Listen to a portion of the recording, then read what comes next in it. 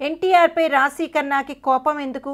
Tollywood film ఇండస్ట్రీలోని హీరోలు heroines పలు విషయాల్లో చాలా ఫ్రెండ్లీగా ఉంటారు. అందుకే టాలీవుడ్కి వచ్చిన చాలామంది హీరోయిన్స్ వెంటనే హీరోలతో క్లోజ్గా మారిపోతారు. ఏ ఫిల్మ్ ఇండస్ట్రీలో లేని విధంగా ఒక్క తెలుగు ఫిల్మ్ ఇండస్ట్రీలోనే హీరోయిన్స్కి ఇచ్చే మర్యాదలు ఎక్కువగా ఉంటాయి. ఈ విషయాన్ని భాష తెలియని బాంబే హీరోయిన్స్ సైతం ఒప్పుకుంటారు. అయితే హీరోయిన్స్కి సౌకర్యాలు ఇవ్వటమే కాకుండా వారిని ఏ విధంగా సినిమాకు ఉపయోగించుకోవాలి అన్నది కూడా తెలుగు ఫిల్మ్ ఇండస్ట్రీకి బాగా తెలుసు. ఇదిలా ఉంటే తాజాగా స్టార్ హీరోయిన్ రాశీ ఖన్నా యంగ్ టైగర్ ఎన్టీఆర్పై ఫైర్ అయిందని అంటున్నారు.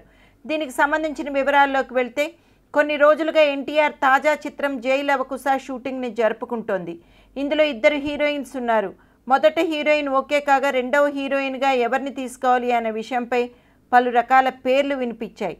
ఫైనల్గా నాని నటించిన జెంటిల్మ్యాన్ చిత్రంలో తెలుగు తెరకు పరిచయమైన నివేదా థామస్ని సెకండ్ హీరోయిన్గా ఓకే చేసిన విషయం తెలిసిందే.